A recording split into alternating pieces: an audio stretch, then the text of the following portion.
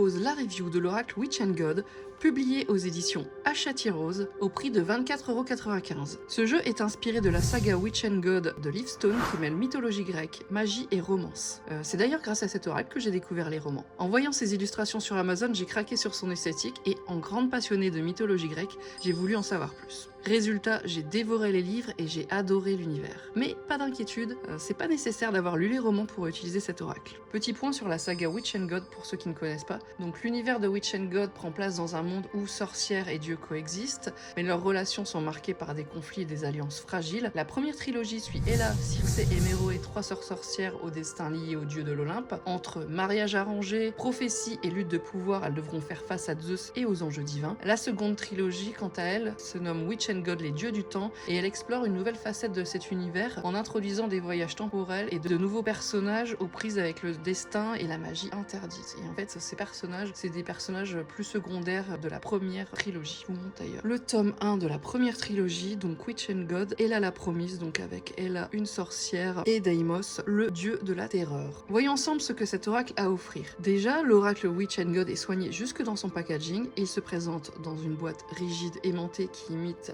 un livre relié. Couverture comme ça, on adore. Son design est travaillé, on a un vernis sélectif argenté sur le titre, sur la couverture, mais aussi sur la tranche, ce qui donne un effet luxueux et immersif.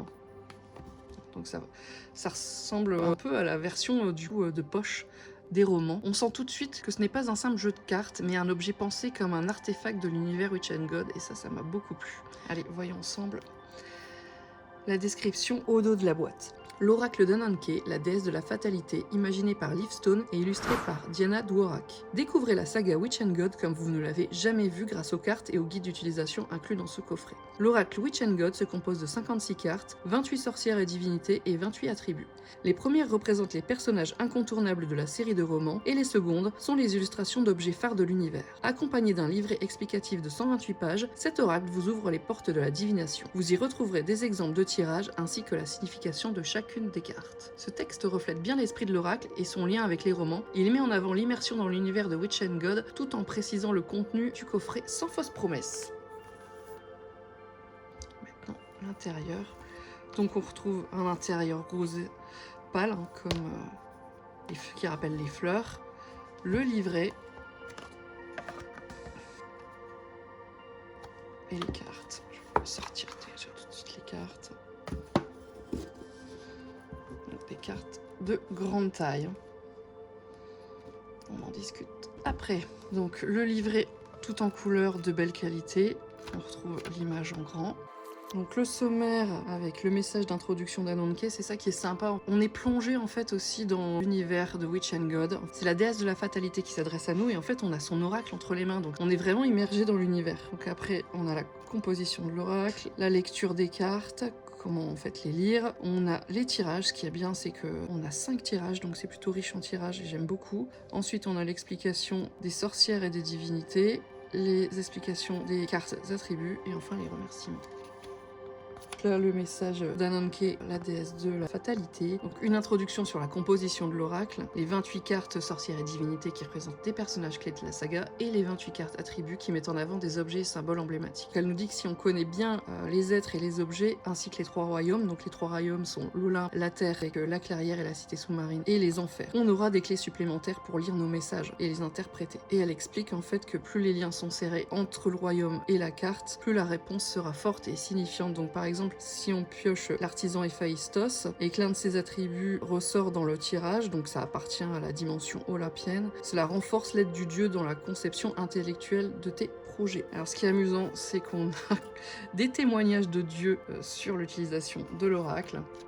Donc l'oracle fait 56 cartes qu'on peut scinder en 2 selon les tirages. Donc la première moitié qui est numérotée de 1 à 28, ce sont les cartes sorcières et divinités qui représentent des personnages clés de la saga. Donc chacune et chacun incarne une discipline, une idée ou une émotion. Donc ce sera tes guides en fait qui vont révéler des facettes de ta personnalité dont tu ignorais peut-être l'existence. Et elles peuvent aussi nous accompagner, les cartes, si on a besoin d'elles. En fait on peut garder une carte près de nous, dans le portefeuille, le bureau, numérotel en fonction de ce que vous avez et de votre pratique. Et enfin, la seconde moitié, donc numérotée de 29 à 56, ce sont les cartes attributs qui mettent en avant des objets et symboles emblématiques. Ces objets concernent à la fois les divinités, les créatures, les sorcières et des lieux, comme les nymphes. Les nymphes sont associées aux lieux. Et donc on nous dit que l'Olympe, c'est pour l'esprit, l'intellect et l'élément air. La cité sous-marine, c'est pour les sentiments, l'émotionnel et l'élément de l'eau. Les enfers, pour la matérialité, la fortune et l'élément de la terre. Et enfin, la clairière, pour la créativité, la magie et l'élément du feu. Donc là, on nous dit aussi qu'on peut garder certaines cartes en connaissance de cause, en fonction de nos intentions en fait. Donc là, on nous explique comment lire les cartes. Donc on nous conseille aussi de le mélanger, de le couper, de procéder au tirage. Et en fait, vous faites comme vous avez l'habitude. Si vous ne voulez pas couper, vous ne coupez pas. Chacun fait comme il le ressent. On retrouve un titre et un numéro de la carte, une ligne directrice qui est en fait une phrase clé, des mots-clés pour affiner l'interprétation. Ensuite, on a un texte explicatif restituant la carte dans l'univers du roman et donc des pistes sur la signification de la carte et éventuellement le point négatif du personnage à dépasser selon le type de la carte. Parce que forcément, comme les attributs ne parlent pas de la personnalité, elle n'est pas concernée par ce point. Et enfin, on a une interprétation divinatoire et un conseil. Donc on nous rappelle aussi qu'on peut apporter des nuances si le texte ne convient pas ou paraît trouble. On peut s'appuyer sur l'illustration, sur le personnage qu'on connaît. Enfin, si tu as des notions de mythologie grecque, n'hésite pas à t'en servir parce que tu pourras faire des lectures qui seront tout aussi pertinentes et valables. Donc comme je vous l'ai dit au début, il y a 5 tirages détaillés, chacun adapté à une approche différente, bilan, guidance, divination. Les tirages proposés sont variés et bien construits, je les ai vraiment beaucoup aimés. Alors le premier, c'est un tirage à une carte qui nous permet d'identifier un guide ou une énergie pour nous accompagner. Et on peut même ajouter 3 cartes après si on le désire. Mais sinon, la carte du guide, si on n'en tire qu'une bien sûr, est à piocher parmi les sorcières et divinités. On a le tirage des 3 royaumes, donc là c'est pour faire un bilan sur les sphères mentales, émotionnelles, matérielles et spirituelles. Donc elle nous dit que ça convient si on souhaite faire un bilan sur un temps donné ou un projet en cours. Et donc c'est en fonction des 3 royaumes. Donc on a l'Olympe, donc pour l'esprit, le moral, la clairière pour le feu intérieur, la créativité, la cité sous-marine pour le cœur, les émotions, les sentiments, et les enfers pour le matériel et tes finances et tes possessions.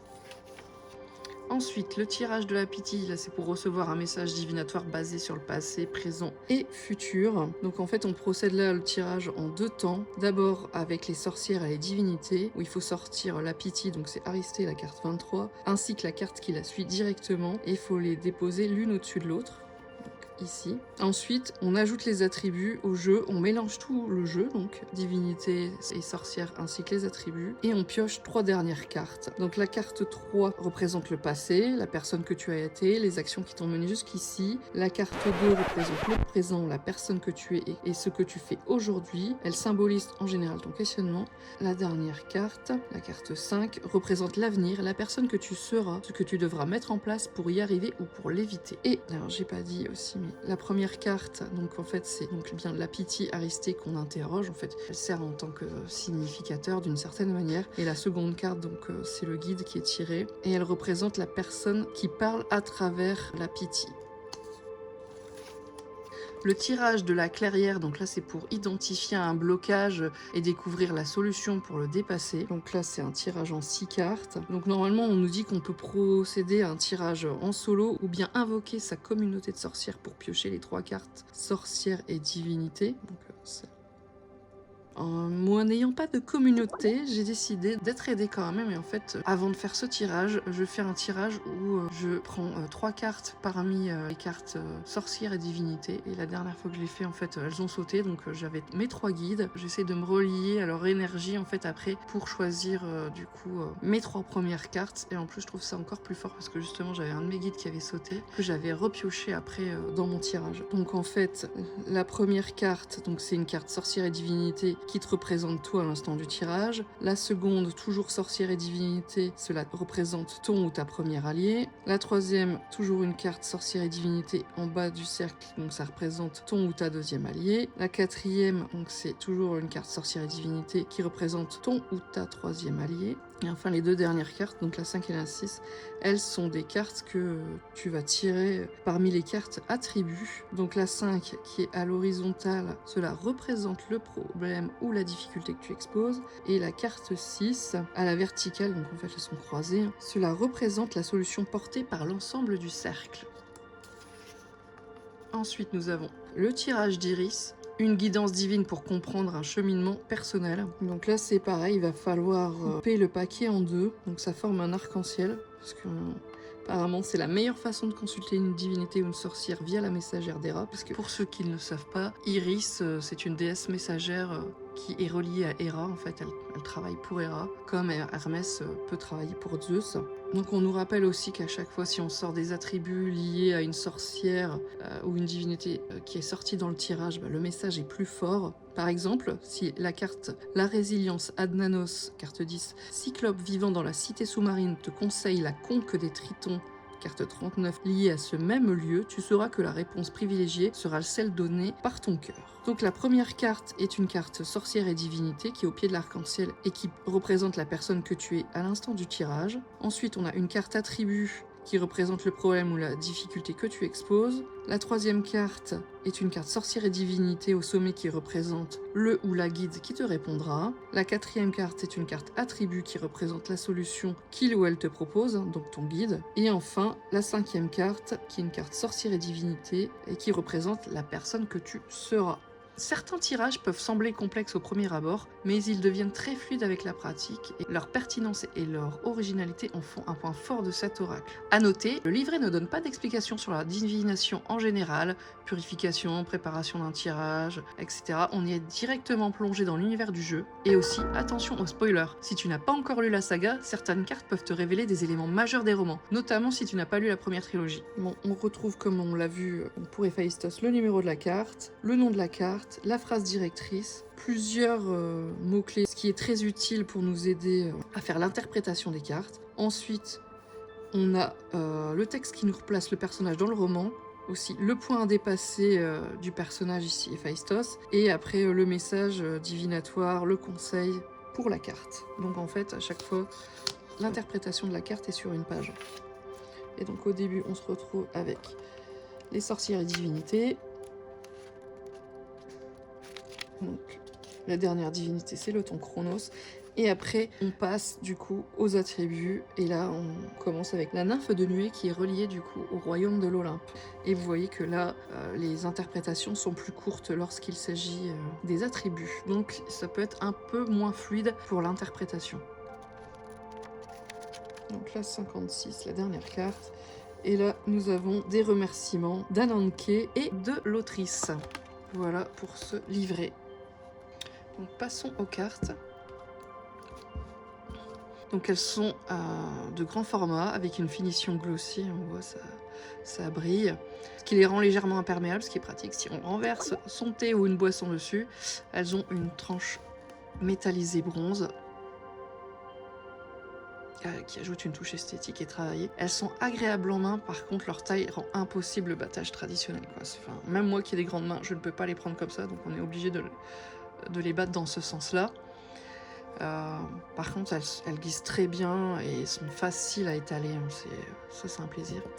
Alors le dos des cartes, par contre, moi perso, ça m'a surprise. Il est de couleur bronze métallisé avec 3 cercles superposés et on retrouve les motifs floraux en fait de la boîte là qu'on retrouve sur la boîte. Ce choix qui tranche avec les tons noirs et rosés de la couverture semble être un clin d'œil au bronze olympien, un matériau central dans la saga car c'est la seule chose qui peut blesser un dieu ou l'emprisonner. Et ce métal est souvent mentionné dans les romans et joue un rôle clé dans plusieurs événements, donc j'imagine que c'est pour ça. Alors c'est mon interprétation, peut-être je me trompe, mais j'imagine que c'est la raison du choix de cette couleur. Et les 3 cercles, bien que superposés, plutôt contrelacés, évoquent les anneaux de Boromée qui symbolisent l'union de 3 forces indissociables. Dans l'univers de Witch and God, cela pourrait faire référence à la trilogie des sœurs sorcières, aux 3 royaumes divins, donc l'Olympe, l'Enfer et la Terre, ou encore aux liens qui unissent les personnages malgré leurs différences. Et ce détail ajoute une dimension subtile et symbolique au design des cartes. Donc passons aux illustrations. Donc les cartes sorcières et divinités sont magnifiquement illustrées. Elles permettent une connexion immédiate avec les personnages mythologiques ou les sorcières. Et c'est sympa d'avoir l'allure du personnage et de voir comment l'autrice les a imaginées. Donc l'artisan Héphaïstos, la guide Circé la Grande, la protectrice Héra, donc la femme de Zeus, pour ceux qui n'ont pas fait de mythologie grecque, l'ordre Athéna, l'enseignement Hécate, Les âmes sœurs avec Eros et Psyché. Le voyageur Hermès. La bienveillance Ella. La solitude Harmonie. La force de vie Perséphone, la déesse du printemps. Le changement Phobos. La résilience avec Adnanos. Le renouveau avec Thanatos, le dieu de la mort. La bravoure Méroé. L'invisible Hadès, le dieu des enfers. La folie avec Artémis. La terreur avec Deimos, qui est le frère de Phobos. La céleste Aphrodite, qui est la mère de Phobos, Deimos, Antéros et Eros. Voilà Antéros, d'ailleurs son fils. La réciprocité, c'est le dieu de l'amour réciproque. Le jugement Minos, donc un juge qui est aux enfers.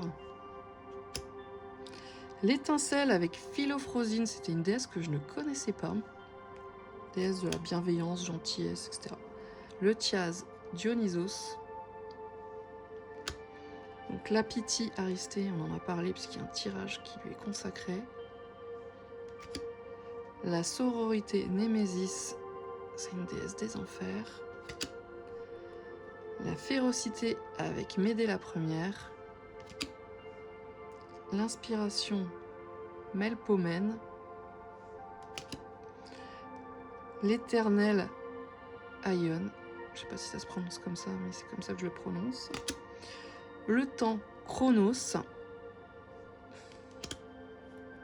Et on passe aux cartes attributs. Donc les cartes attributs présentent des objets ou symboles liés aux dieux et sorcières et elles ont un fond coloré différent selon leur domaine. Donc on est sur le bleu ciel pour l'Olympe, sur des tons roses pour la cité sous-marine, sur des tons gris pour ce qui est lié aux enfers et sur des tons verts pour ce qui est lié à la clairière. Donc la nymphe de nuée avec l'Olympe. Par contre, moi j'ai un petit regret sur les cartes attributs, c'est que j'aurais aimé les voir mis en scène avec un personnage ou un décor. Par exemple, là on a du coup le foudre de Zeus. Zeus n'est pas représenté dans les divinités et ça aurait été sympa, je trouve, de l'avoir par exemple sur la carte. Alors est-ce que c'est un choix artistique pour garder l'attention sur l'objet? Je ne sais pas quel est le parti pris de l'auteur là-dessus, mais cela aurait apporté plus d'intuition et d'esthétisme à l'oracle, je trouve. Après, c'est un choix personnel. L'arc d'argent d'Apollon. Le protocole d'Onomie, c'est pareil, c'était une déesse que je connaissais pas. Le trépied des forges. La coupe d'Ambroisie. L'oracle d'Ananké. Avec le fameux dos. La nymphe de corail, la cité sous-marine. Le trident de Poséidon. Poséidon qui n'est pas non plus représenté alors qu'il fait partie des 12 dieux grecs importants. L'hippocampe d'Amphitrite, la femme de Poséidon. La conque des Tritons. L'œil de verre des Cyclopes. Il faut savoir que les Cyclopes vivent dans la cité sous-marine. La liqueur de mûre d'Aspasie. Le cheval de bois de Thétis. La nymphe de diamant, les enfers. L'obole des enfers. Le serment du Styx. La pomme de la discorde. Le talisman des gorgones. Le trône d'oubli. Le haricot de Kiamit, ou Kiamites, je ne sais pas trop comment ça se dit non plus. Je ne connaissais pas ce dieu. La nymphe de fleurs, la clairière. Le goûter de Tante Zelda. La baguette de Circé la première. Les livres de Pasiphae. La pharmacopée de Panthéa. Le Walkman d'Andorra. La seconde chance de Pandore. on va tirer une carte pour avoir un message du livret. Et vous voyez, ça c'est le point noir de cet oracle. C'est pour battre les cartes, c'est pas facile. Il faut le faire doucement. D'ailleurs, je vous ai pas comparé la taille avec une carte de tarot. Vous voyez, bien grande. Hein. Par contre, elle glisse super. Là, j'ai mon tapis qui accroche, mais sinon, on va prendre celle-là.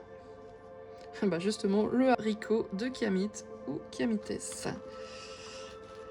Mais bon, j'aurais tendance à dire Kiamit parce qu'il n'y a pas d'accent. Il n'y a pas d'accent sur le E. Donc, comme les cartes sont numérotées, on retrouve facilement dans le livret le haricot de Kiamit, garder l'espoir, positiver, faire pousser, modestie. Alors attention au spoiler, lorsque Perséphone s'est rendue aux enfers la première fois pour passer du temps avec Hadès dans son royaume, sa mère Déméter, folle d'inquiétude, a cessé de bénir la surface de la terre, la rendant stérile. Un long hiver s'est installé et des famines ont décimé les mortels. Hadès a alors dépêché à la surface Kiamit, dieu infernal des haricots et responsable des vergers de grenadiers, pour faire pousser ses légumes fétiches et nourrir les humains. Il a conservé son dernier haricot transformé en or par Midas pour commémorer cette espérance au milieu des terres désolées. Cette carte t'encourage à ne pas perdre espoir dans les épreuves quotidiennes comme dans les moments les plus difficiles. Même la divinité la plus insignifiante a un rôle capital à jouer. Alors ils disent insignifiante parce que bon, c'est une divinité mineure, elle fait pas partie des 12 et pas partie non plus de la royauté entre guillemets des dieux. Alors, je vais peut-être essayer de tirer au hasard une carte divinité. Ah voilà, enfin, c'est pas une divinité, c'est Circé. Hop, je vais vous lire Circé comme ça. Vous aurez aussi une idée du texte. Voilà, c'est un des personnages principaux, donc attention spoiler. Donc la guide, Circé la Grande, prendre le temps de réfléchir. Sagesse, inspiration, confiance, surmonter des obstacles, protection. Circé la Grande est guide des sorcières de la clairière en compagnie de Médée la Jeune. Sœur aînée d'Héla et Méroé, Circé se montre très protectrice envers les siennes. Femme indépendante et obstinée, elle a traversé l'ultime épreuve de chaque être vivant, la mort. Devenue ombre dans les mondes souterrains par le jeu du destin, elle a surmonté les obstacles et prouvé sa valeur aux yeux des souverains Hadès et Perséphone grâce à son courage, son mental et sa sagesse. Elle devient celle qui est sortie des enfers, digne de diriger la communauté des sorcières de Springfall. Malgré ses nombreux doutes envers ses capacités de guide, Circé est parvenue à embrasser sa voix en tempérant son côté frondeur sans pour autant l'écraser. Exploite ton âme rebelle et utilise-la judicieusement. La carte de la guide peut se lire dans deux sens. Laisse-toi guider par Circé et pioche une carte attribut qui précisera la réponse que tu cherches, ou bien ouvre tes bras à des temps de réflexion pour mieux t'orienter toi-même et conseiller les autres. Jusqu'à présent, j'ai pas fait des tirages où je suis tombée sur la plupart des cartes. Hein. J'étais pas tombée d'ailleurs sur Kiamit et je suis déjà tombée sur celle-ci. Donc soit tu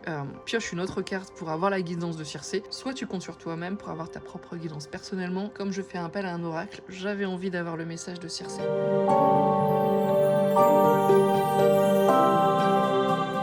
Alors, mon avis sur l'oracle Witch and God. On va commencer par les points positifs. L'oracle propose une édition soignée et immersive, avec une boîte aimantée façon livre qui évoque parfaitement l'univers des romans. Le livret en couleur est agréable à parcourir. Les cartes bénéficient d'un design travaillé et inspirant avec des illustrations détaillées qui retranscrivent bien l'essence des personnages et des objets mythologiques. Les cartes sont grandes avec une finition glossy qui les rend agréables à manipuler et qui protège bien les illustrations. La tranche métallisée bronze apporte une touche élégante et s'inscrit bien aussi dans l'ambiance mythologique de la saga. Grâce à leur finition glissante, les cartes s'étalent facilement sur une table, ce qui est particulièrement agréable lors de grands tirages, et cela compense en partie leur taille qui peut être un défi pour battre traditionnellement à l'horizontale. Cet oracle peut être utilisé de plusieurs manières, ça aussi c'est un point fort, en divination pure, en guidance personnelle ou même en développement personnel. Il s'adapte aussi bien au tirage introspectif qu'au questionnement plus concret. Le livret propose 5 tirages originaux, chacun correspondant à une thématique spécifique, bilan, guidance spirituelle, résolution d'un problème. Ces tirages sont bien construits et permettent d'explorer l'oracle en profondeur. J'ai testé plusieurs d'entre eux et ils ont été particulièrement pertinents. Les différentes positions des cartes apportant des réponses cohérentes et adaptées au contexte de mes questions, franchement j'ai été bluffée. Parce qu'au début, quand j'ai vu la taille, on va dire, de l'interprétation de chaque carte, je me suis dit que c'était un peu léger, mais finalement pas du tout. Même si le jeu est basé sur un univers littéraire, il reste accessible grâce aux mots-clés et aux textes explicatifs qui permettent d'obtenir des messages clairs sans forcément avoir lu les romans. Pour les fans de Witch and God, cet oracle est un véritable plaisir visuel et narratif. narratif, il permet de retrouver des personnages et objets emblématiques, prolongeant ainsi l'expérience des romans. Puis ça fait plaisir aussi d'être guidé par des personnages auxquels on s'est attaché. Le rapport qualité-prix est intéressant, je trouve, parce que pour 24,95 €, on a 56 cartes de grande taille, un livret en couleur de 128 pages, une édition soignée. Comparé à d'autres oracles du même type, le rapport qualité-prix est très satisfaisant. Et je veux dire, j'aime beaucoup l'idée qu'ils aient fait une boîte qui ressemble à la version de poche du roman. Alors, la prise en main est facile et intuitive, notamment grâce aux explications claires du livret. Même si un exemple de tirage interprété aurait été un plus, on peut vite comprendre comment utiliser les cartes. Donc si on passe au point négatif, donc vous l'aurez compris, le grand format, bien que visuellement appréciable, rend impossible le battage traditionnel. Cela peut être un inconvénient pour ceux qui aiment mélanger leurs cartes de manière classique. Une petite déception, c'est les attributs qui sont plus abstraits. Donc les cartes attributs, les objets et symboles mythologiques sont parfois plus difficiles à interpréter que les cartes sorcières et divinités, car elles ne sont pas mises en scène, ce qui aurait pu renforcer l'immersion et faciliter la lecture intuitive. Bon, c'est un choix artistique qui met l'objet en avant, mais une mise en contexte aurait apporté plus de profondeur et d'émotion visuelle. On n'a pas d'interprétation par domaine, donc les cartes offrent une interprétation globale, mais ne sont pas catégorisées selon les domaines précis, amour, travail, spiritualité. Cela demande donc un effort d'adaptation et un travail d'intuition supplémentaire, en particulier pour les débutants. Étonnamment, certains dieux majeurs sont absents. Il est surprenant que plusieurs 12 Olympiens comme Zeus, Poséidon ou encore Apollon soient absents, alors qu'ils jouent un rôle important dans la mythologie et pour certains dans la première trilogie. A l'inverse, des figures plus secondaires comme Philophrosine ont été intégrées. J'imagine que ce choix a dû être guidé par la symbolique des cartes plutôt que par l'importance des personnages dans les romans. Certaines divinités pourraient aussi apparaître dans les tomes suivants, justifiant leur présence. Cela dit, l'absence de certains dieux majeurs reste un choix étonnant. Bon, alors là, c'est mis dans les points négatifs, mais bon, c'est pas spécifique à l'oracle, c'est que, comme souvent avec des tranches métalliques, ce type de finition, elles peuvent s'abîmer avec le temps. Mais perso, ça reste un choix esthétique que j'adore, mais je sais que certaines personnes n'apprécient pas ce choix car c'est difficile de garder ces cartes impeccables au fil du temps. Mon avis, un oracle immersif, puissant et inspirant, l'oracle Witch and God est une belle réussite à la fois esthétique, immersive et efficace. Il plaira autant aux fans des romans qu'aux amateurs de mythologie et de divination. J'ai été bluffé par la pertinence des tirages que j'ai effectués, les cartes se répondent bien entre elles et leur message s'intègre avec cohérence dans le contexte des questions posées. C'est un oracle polyvalent qui peut être utilisé aussi bien en guidance quotidienne qu'en exploration plus approfondie. Son seul véritable frein est la taille des cartes qui peut compliquer le battage et éventuellement l'interprétation des cartes attributs qui nécessite une approche un peu plus intuitive. Donc à qui est-il recommandé? Aux fans de Witch and God qui retrouveront l'univers de la saga avec plaisir, aux amateurs de mythologie grecque qui apprécieront la manière dont les divinités et objets sont représentés, à ceux qui recherchent un oracle polyvalent capable d'offrir des réponses en divination pure, en guidance ou en introspection, aux débutants car même si certaines cartes demandent un peu plus de réflexion, le livre permet une prise en main intuitive. Mon verdict, un oracle que je recommande. Que tu sois novice ou plus expérimenté, cet oracle a de quoi séduire. Ses tirages sont pertinents, son univers est captivant et sa structure permet une grande diversité d'utilisation. Il fait désormais partie de mes jeux préférés et je continuerai à l'explorer en profondeur. Petite parenthèse avant de terminer cette review. J'ai tourné cette vidéo il y a vraiment plusieurs mois maintenant, mais j'ai dû faire une longue pause dans le montage des vidéos. Ajoute à ça mon changement de logiciel de montage et cette review m'a finalement demandé beaucoup plus de temps que prévu. Entre-temps, j'ai eu l'occasion de rencontrer en dédicace Livestone lors d'un salon de la romance, et j'en ai profité pour lui poser quelques questions sur la conception de l'oracle Witch and God. Déjà, ça l'a beaucoup surprise d'apprendre que j'avais découvert la saga grâce à l'oracle, parce qu'apparemment c'est généralement l'inverse, les lecteurs découvrent d'abord les romans avant de tomber sur le jeu. Je lui ai aussi demandé comment elle avait choisi les personnages présents dans l'oracle, notamment parce que, comme évoqué précédemment, j'étais étonnée de l'absence de certains grands dieux. Et c'est là qu'elle m'a expliqué qu'elle avait construit le jeu en s'appuyant sur les archétypes et les énergies du tarot de Marseille.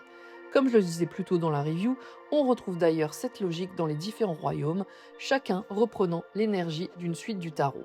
Elle m'a également expliqué qu'elle ne souhaitait pas intégrer certains dieux comme Zeus ou Apollon, notamment à cause des violences associées à leur mythe, aussi bien dans les romans finalement que dans la mythologie grecque.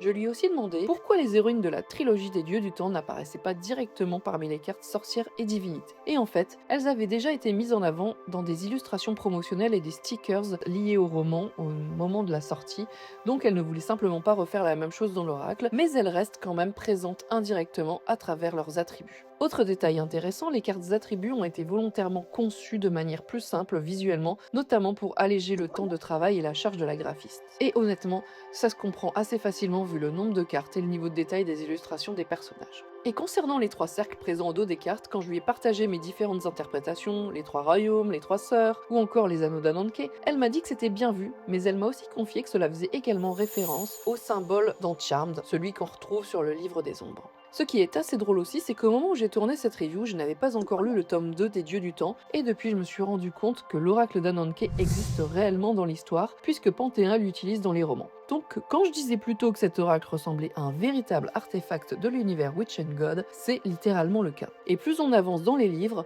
plus on remarque les nombreux symboles et références cachés dans les illustrations des cartes sorcières et divinités. Certaines cartes prennent vraiment une autre dimension après lecture. Enfin, Livestone m'a confirmé qu'elle était actuellement en train d'écrire le dernier tome des Dieux du Temps, mais il n'y a toujours pas de date de sortie pour le moment puisque ça dépend encore de la maison d'édition. Et j'espère franchement que ça sera bientôt parce que j'en peux plus d'attendre la suite. Je lui ai aussi demandé si un tarot ou une extension de l'oracle était prévu. Personnellement, j'aurais trouvé ça super intéressant, surtout avec la thématique des Dieux du Temps parce qu'il y aurait eu moyen d'ajouter des cartes liées au temps ou à la datation, donc ça aurait permis d'enrichir encore plus les tirages, mais apparemment rien n'est prévu de ce côté-là. L'oracle restera donc tel qu'il existe aujourd'hui. En tout cas, n'hésite pas à me dire en commentaire si tu possèdes déjà l'oracle Witch and God, ce que tu penses de ces tirages et de la pertinence de ces messages, ou encore si cette vidéo et les petites anecdotes confiées par Livestone t'ont donné envie de découvrir la saga ou le jeu. Et si tu apprécies ce type de review et de contenu autour de la cartomancie et des univers ésotériques, pense à liker la vidéo, à t'abonner à la chaîne pour soutenir mon travail et ne pas manquer les prochaines vidéos. En attendant, prends soin de ta lumière intérieure et laisse l'univers conspirer en ta faveur. À très vite!